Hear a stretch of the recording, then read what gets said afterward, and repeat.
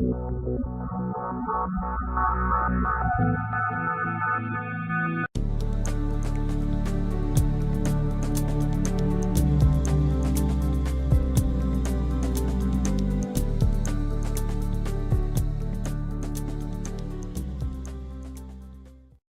al punt següent, punt 45, proposició del grup municipal PSI-PSOE relativa a la prostitució. Qui és que la du? Senyora Sánchez. Gràcies, senyor Balda.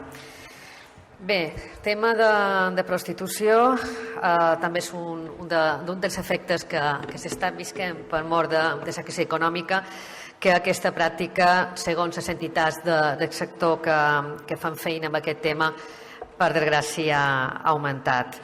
Per unes informacions que varen aparèixer aquest estiu, sabem per part de Metges del Món, Casal Petit i Creu Vermella que ja se varen atendre 2.816 casos en l'any 2012 i que realment el percentatge d'edat on més tenim més aquesta problemàtica és la d'entre 24 i 34 anys.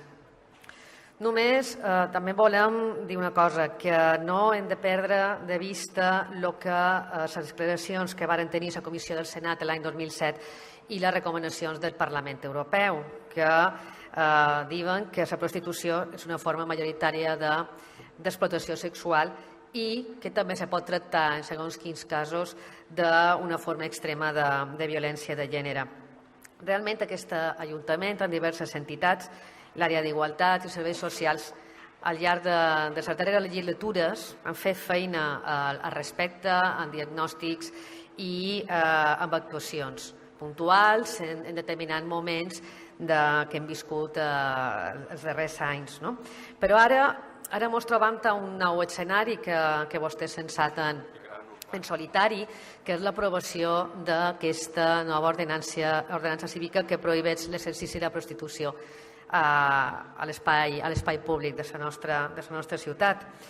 I què hi ha de diferent entre altres ciutats que ho prohibeixen i el que passarà a Palma, que si ningú remedia s'aprovi l'ordenança tal qual vostès proposen amb aquest articulat, que no tenim a la ciutat de Palma cap pla integral municipal per abordar aquesta problemàtica en relació a la tracta de blanques o de persones i altres formes d'explotació sexual. Per tant, en el punt número 1, el que proposam és la creació d'aquest pla integral per a aquesta erradicació d'aquesta problemàtica de l'explotació sexual i aquestes bandes de delinqüència organitzada que sabem tots per mitjans de comunicació que la Policia Nacional fa una feina també per intentar controlar el que és el tràfic de persones arreu del món.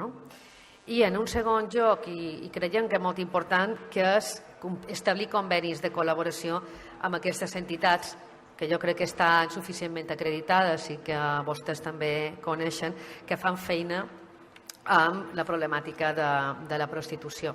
Signar convenis de col·laboració no només se tracta d'un tema econòmic, sinó que també podrien ser de diversos tipus.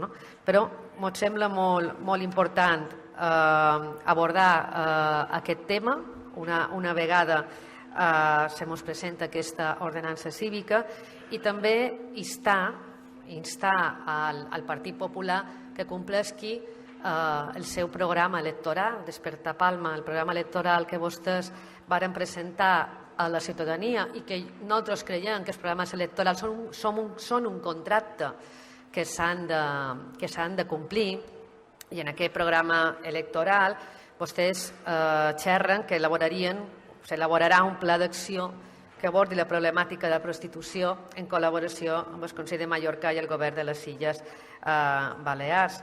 Per tant, jo els inst a fer feina perquè vostès tenien aquest compromís amb la ciutadania. Nosaltres també tenim el compromís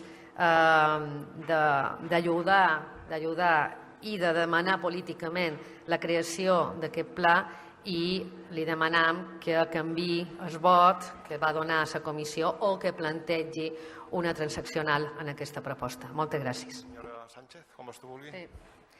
Gràcies, senyor Balda. Jo crec que amb això que ha quedat palès en la meva intervenció i de la seva intervenció, senyora Ferriol, jo crec que el Partit Popular no li fa un favor a la democràcia. És dir, i ho torno a repetir, els programes electorals són un contracte amb la ciutadania que s'han de complir. Vostès no poden posar a un programa electoral Despierta Palma 2011-2015, no poden posar que elaboraran un pla d'acció i no fer absolutament res. Això és irresponsable i això és antidemocràtic. I així ho veig jo. I per desgràcia molts de ciutadans també ho veuen. No se pot tampoc escudar amb els funcionaris, per favor, senyora. No s'escudi amb els funcionaris. I li diré per què. Perquè hi ha una voluntat, si hi ha una voluntat política d'aquest plenari i vostès governen, els funcionaris el que fan és donar forma a una actuació política, a una voluntat política i a un tipus de polítiques que són vostès, que li toca gestionar i que és aquest plenari el que ha de reconduir un poc per on han d'anar les actuacions que puguin millorar l'interès general de la ciutadania de Palma. Aquesta és la realitat. I jo li dic, en aquest moment tenim a un gran expert en matèria social o uns grans experts en matèria social i en matèria de prostitució, com el senyor Álvaro Gijón i el senyor Jean Pau Reus, que són els que han duit a terme i dirigeixen, i són els cappensants d'aquesta ordenança cívica, que, patapam, prohibeixen la prostitució d'aquesta ciutat sense tenir ni la menor idea del treball social, de les circumstàncies socials, socioeconòmiques que representen per moltes dones i el que al final siguin dones que una ordenança les invisibilitzi i que al final caiguin en aquestes màfies, perquè realment si no poden exercir la prostitució lliurement, per desgràcia que l'han d'exercir perquè han perdut la seva feina, que també és un dels greus motius del qual ens trobam, llavors li prohibim l'exercici lliure en el cas que sigui lliure la prostitució i al final què han de fer? Anar-se amb els proxenetes i anar-se dins les xarxes de delinqüència organitzada que representa l'explotació dels éssers humans. Això és el que representa aquesta nova ordenança i que té els sectors molt preocupats. Llavors tenim que una representant de Metges del Món ha fet una intervenció, jo crec que molt il·lustrativa, perquè no tenim tanta idea, en la qual jo també me puc incloure, que xerra de la situació de les persones en prostitució en la nova ordenança. I diu moltes coses. Només me queden 8 segons y només le llegiré un petit paràgraf. Por ello, la ordenanza redundará en una mayor invisibilización de las personas que ejercen la prostitución y contribuirá no solo al aumento de su estigmatización, sino también muy probablemente a la legitimación de comportamientos sexistas y racistas. Això ho diu Metges del Món. Per favor, escoltem els experts, ens hem de reunir, hem de fer un pla d'actuació comptant amb les associacions que fan feina en aquest sector. Moltes gràcies. Molt amable, senyora Sánchez, moltes gràcies.